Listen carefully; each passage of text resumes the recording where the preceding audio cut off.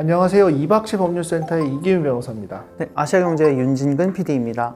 오늘은 층간소음에 대해서 이야기를 좀 해보려고 합니다. 최근에 뉴스 보니까 층간소음 얘기가 연예인들뿐만이 아니라 개인들, 일반인들도 층간소음 때문에 피해를 호소하는 글들이 많이 올라와 있더라고요. 저희도 층간소음 때문에 되게 좀 스트레스 받았어요. 경비실에다가 말씀드렸더니 나중에 가서 경비 아저씨가 직접 가서 따지라고. 무섭잖아요, 밤에. 지금 목소리 엄청 크신 분인데 그래가지고 가갖고 따졌더니 아파트 처음 살아보냐고. 본인의 신분을 정확히 밝히셨어야죠. 그러면 되게 착해질 텐데. 그랬다가 또 어디 사람을 겁박한다고.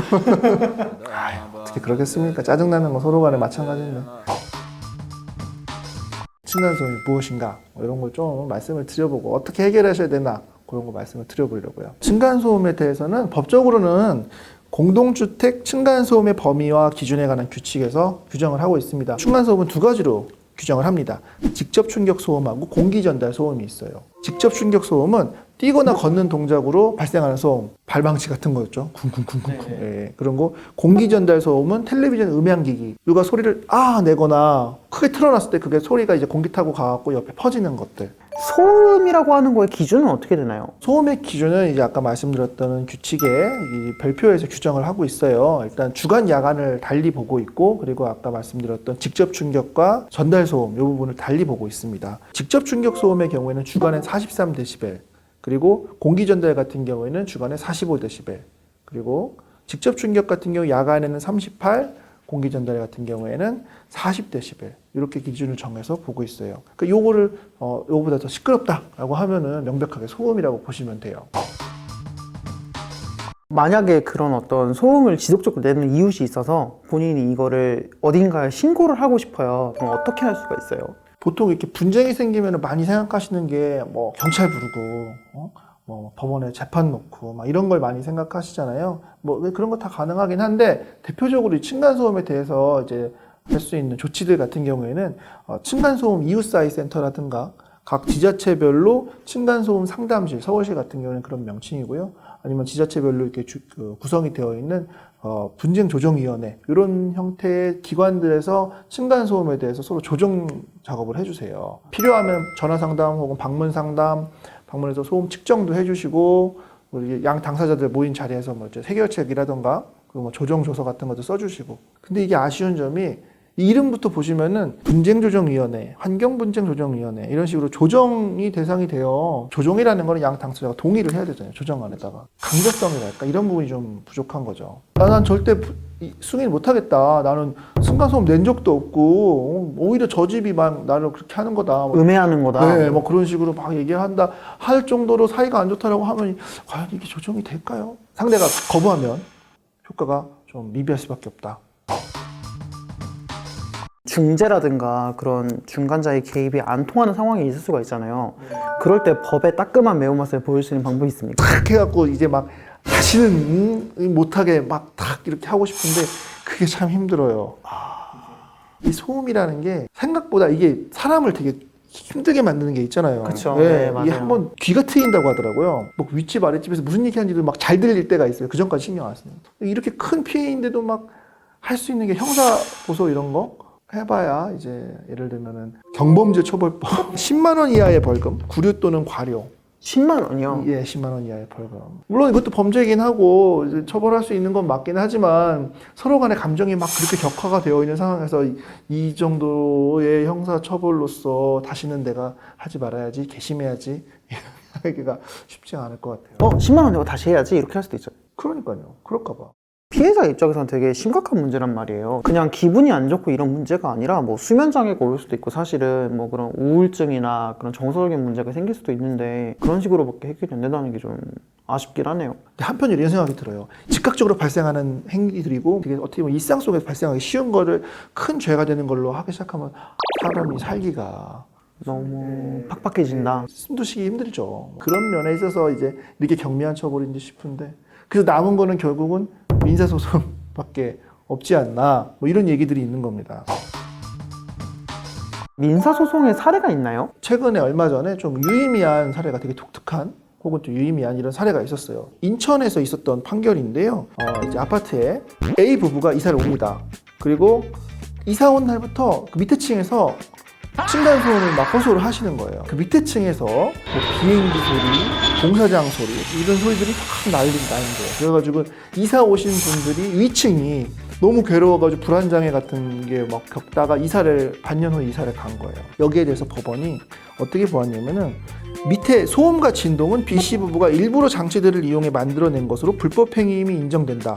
밑에서 나오는 소음 자체는 일부러 만들어낸 거니까 불법행위이고 이런 경우에는 주거의 안정이라는 중요 부분을 침해당했으므로 위자료 1,000만 원과 다른 곳으로 이사를 가면서 지불해야 했던 1년치 월세 1,960만 원을 지급하라. 그래서 한 3천만 원 가까이 되는 돈에 대한 손해배상. 내용을 보시면 위자료랑 이사 비용까지 나왔어요. 제가 아까 처음 이 판례를 말씀드리면서 유의미하면서도 특이하다고 이런 취지로 말씀을 드렸잖아요. 네. 위자료는 뭐 생각이 돼요. 이제는 그럴 수 있다 생각이 드는데 이사 비용까지도 더군다나 1,960만 원이라는.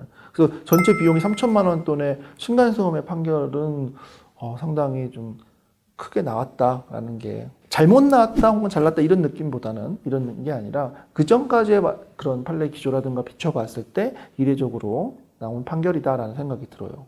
그 판결을 내신 판사님께서 아마 아래층에 사시는 건 아닐까. 손해배상 이것도 입증하기도 되게 까다로워요. 층간소음의 정도도 입증해야 되고 내가 입은 피해 정도, 정신적인 스트레스라든가 손해배상액 등 같은 입증 다 해야 되고 하는데 그게 쉽지가 않을 거예요. 그러니까 거기까지 가는 과정이 보통이 아니라는 거네요. 그리고 그런 과정을 거쳐서 얻는 결과도 이 판결보다는 적을 가능성이 높다라는 거죠. 층간소음의 피해를 받는 입장에서 어떻게 행동하는 게 맞는 거예요, 변호사님이 보시기에? 그러니까 저는 참 그래요. 이 부분에 대해서 제가 변호사라고 나와갖고는 층간소음이라는 법률적 문제입니다라고 해놓고서 결론이 근데 이게 법적으로 해결하시는 게 참 어려워요. 이거는 소송을 하신다면은 변호사 비용만 손해가 나지 않을까라는 생각이 들어요. 이득이 전혀 안 되세요. 이게 승소해봐야 유의미한 상대의 개선이 된다거나 유의미한 배상이 나와야 되는데 둘 다 어렵다. 뭐 이사를 하신다거나 막 인터넷 찾아보니까 막 여러 가지 막 대응 방안 같은 게 있더라고요. 피디님 두팔체라고 드셔보셨어요? 곽두팔씨. 본인이 교도소에서 나온 지 얼마 되지 않아서 출소한 지 얼마 되지 않았는데 네. 정신질환을 앓고 있고 극심한 우울증. 나중에는 뭐라 그러면 낮보다 밤이 더 깁니다.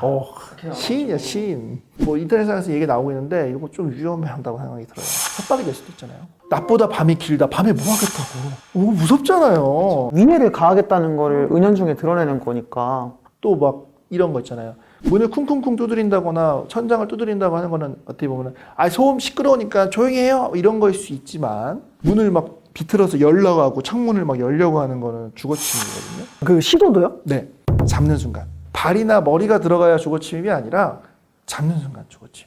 주거의 평온을 해치는 행위 있지 않습니까? 들어가려고 하는 거잖아요. 나는 시끄러워서 왔는데 경범죄 처벌법 때문에 왔는데 내가 형법상의 주거침입죄를 저지르면 안 되잖아요. 아까 말씀드렸던 판례 같은 경우도 시끄럽다고 주장했던 사람들이 오히려 배상을 하게 된 케이스니까. 득보다 실이 더 클 수 있겠네요. 그런 행동을 하는 것 자체가. 뭐 이런 얘기도 있더라고요. 우퍼 스피커. 아예 제품명이 그거예요. 층간소음 해결사 뭐 이렇게 해가지고. 그 전문 업체가 있잖아요. 그 우퍼 스피커로 듣는 음악이나 이런 것 중에 직방인 게 말 달리는 소리. 네, 그게 최고래요. 막 두둑두둑두둑 하면은 막 환장. 그거랑 황병기 선생님이 미궁. 네. 엄청 무섭다는데요. 새벽에 그거 듣고 있으면. 그런 스피커도 오히려 더 안 좋은 결과를 볼 수 있다는 거예요? 우퍼 스피커가 시끄러워서 우퍼 스피커로 인해서 폭행당했다. 소음 폭행이다라고 해서 재판에 넘어간 판례가 있었어요. 판결이. 결론적으로 말하면 무죄가 나왔거든요. 근데 무죄의 사유가 보면은 전문 업체에서 그 우퍼 스피커를 달았고 데시벨이 30데시벨 이하였고 뭐 상태랑 정도라든가 그 사유 같은 경위를 봤을 때는 폭행이 아니다라고 판결을 내렸는데 이걸 뒤집어 얘기해 보면은 그 소음의 정도가 우퍼 스피커로 인해서 항의한 정도가 일정 이상, 뭐 30dB 이상이 되고 해서 소음으로 인한 유형력의 행사에까지 이르렀다라고 볼 정도가 됐다면 그 역시 폭행이 될 여지도 있는 거잖아요. 그러니까 이거 주의하셔야 되는 거예요. 그게 너무 시끄럽고 하면 오히려 그게 더 소음 공해가 돼서 또 폭행으로 여지가 될 수도 있다. 그러면 지금 인터넷에 나오는 되게 많은 해결법들이 있는데 그 행위를 하는 사람에게 이득이 되는 경우가 진짜 많지가 않은 거네요. 보면 인터넷에 나온 것들은 되게 다 강력한 것들이잖아요. 그런 건 다 안 되는 거예요. 그럼 뭐가 되느냐? 정확하게 나온 가이드라인은 아직 없지만 이런 판례들이 있습니다. 소음이 너무 시끄럽다고 했을 때 그 소음이 시끄러운 소음 발생하고 있으면 알리고 그에 대한 항의 차원에서 천장을 좀 두드린다거나 연락을 해서 소음이 너무 시끄럽습니다 이렇게 알려준다거나 그런 형태는 뭐 괜찮다 이런 판례가 있어요. 과도하게 시끄럽지 않은 정도 안에서 퉁퉁퉁 뭐 이 정도로서 피해를 알리고 그리고 그 피해를 알린 거에서 그냥 그치지 않고 아까 제가 말씀드렸잖아요. 이게 재판으로 끌고 가기가 참 그렇다고 합의를 보셔서 어느 정도 도출을 해내시는 게 가장 좋아요. 그리고 그 합의가 어렵다면 그럴 때는 이사를 가시는 게 좋아요. 층간소음 얘기는 큰 금액과 이런 걸 가기 전에 일단 감정으로 가버려요. 그러니까 이럴 때는 그냥 이사를 가시는 게 좋아요. 참 씁쓸하긴 하네요. 이 법적으로 해결할 수 있는 방법이 없어요. 이사를 가야 된다는 게. 제 생각에는 시공사에서 밑을 조금 더 좀 깔아주시고 애기들이 있는 집을 예상하신다면은 뭐 아예 애기용 매트까지도 옵션으로 넣어주시면 어떨까? 공사를 잘하면 문제가 없는 문제인데 사실. 그러니까요. 네, 오늘은 층간소음에 대해서 이야기를 해봤습니다. 제가 뭐 여러 가지 얘기를 들었는데 뚜렷한 해결책은 사실 못 드린 것 같아요. 근데 이게 모든 법률적인 쟁점에서 사실 드리고 싶은 말씀이기도 해요. 법률적인 분쟁이 생겼다, 쟁점이 생겼다 했을 때 변호사한테 상담받아서 내가 이겨내야지 하는 것도 좋은 포지션이겠지만 사실 원만한 합의랑 원만한 조정만큼 좋은 건 없습니다. 그렇기 때문에 그런 부분 생각해 주시고 이런 층간소음 문제에서도 현명하게 대처하실 수 있으면 좋겠습니다. 이 일상의 문제를 해결하는 과정에서 더 큰 문제가 생길 수가 있다는 걸 오늘 알았거든요. 그래서 더 큰 문제로 번지기 전에 어떤 구성원 간의 원만한 합의를 통해서 좀 평온한 일상을 서로 되찾았으면 좋겠습니다. 다음에도 유익한 내용으로 찾아뵙겠습니다. 감사합니다.